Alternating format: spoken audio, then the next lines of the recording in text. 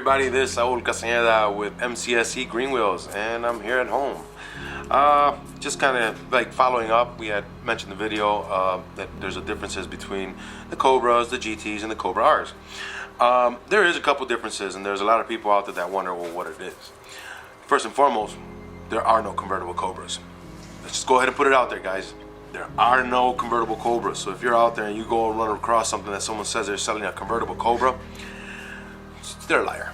It doesn't. You can look at it in any forum. There are no such thing as convertible Cobras. And we all know that SVT had a goal in mind when they started with the Cobra. Their goal was to create a faster, better riding, handling car with an aggressive look.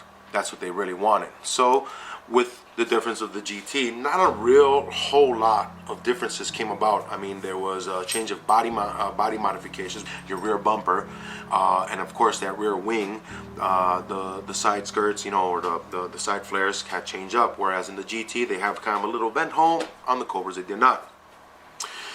Things like that. Most of those were superficially on top. The other thing, it only came in 3 colors. Most Cobras came in black with a clear coat, metallic teal, or vibrant red with a clear coat.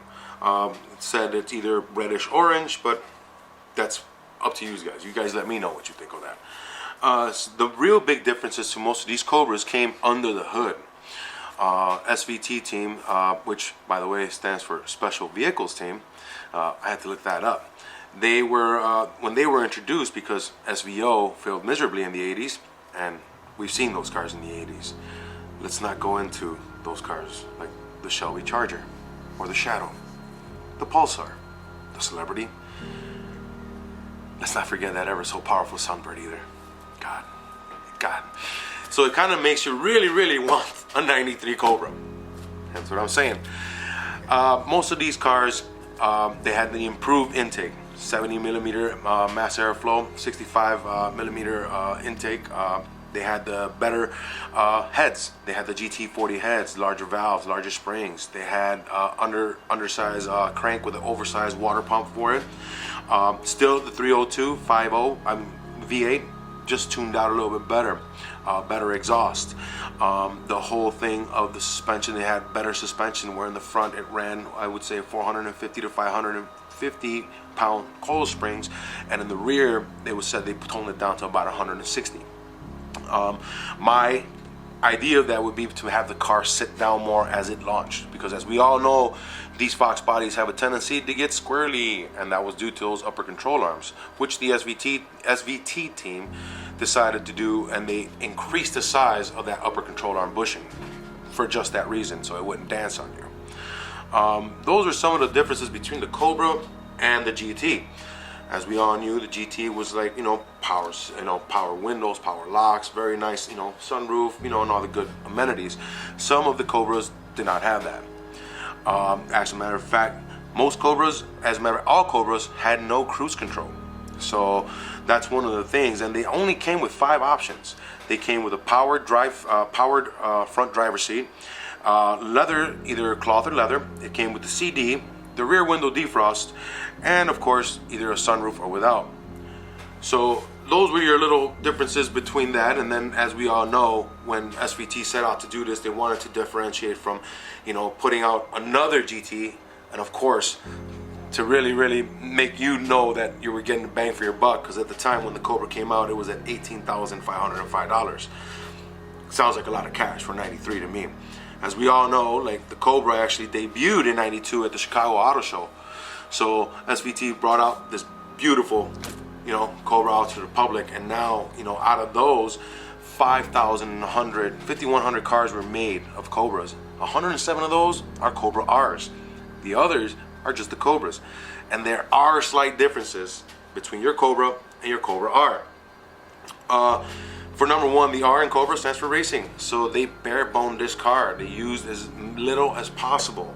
That car came with manual door locks, manual windows, roll-up windows, manual your rear view mirrors, had no sound deadener, had no AC. Rear seat was gone along with the seat belts. It had no roll-up cargo thingy that covered the back, had no radio, no speakers, no wiring to it, no antenna. They have shaved off about 450 pounds off this thing. But the displacement of that gets shifted a little bit because you add more, you know, as far as this performance package of it. Those were the other things. It also came in with 17x8 tires, 6-spoke tires in the rear with the 308 pinion and gear. Most of these Cobra R's sometimes came with a 273 or a 308.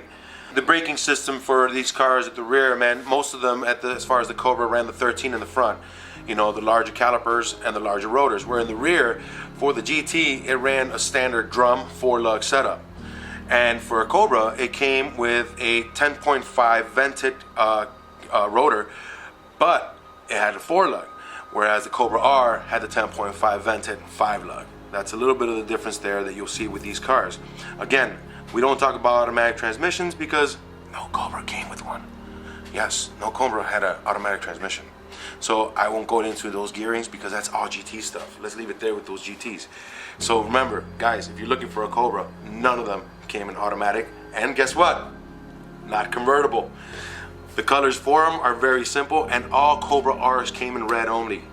Alright guys, it was red with the opal gray interior, cloth interior. They were meant to be really, really super light. That is the difference with these cars. So we've pointed out some of the differences that are very small, but the bigger ones were always under the hood for these cars as far as their steering and their performance packages. That's what Ford put out for us. So guys, when you're out there searching for a Cobra R, which good luck with that R, but there's plenty of Cobras, I think.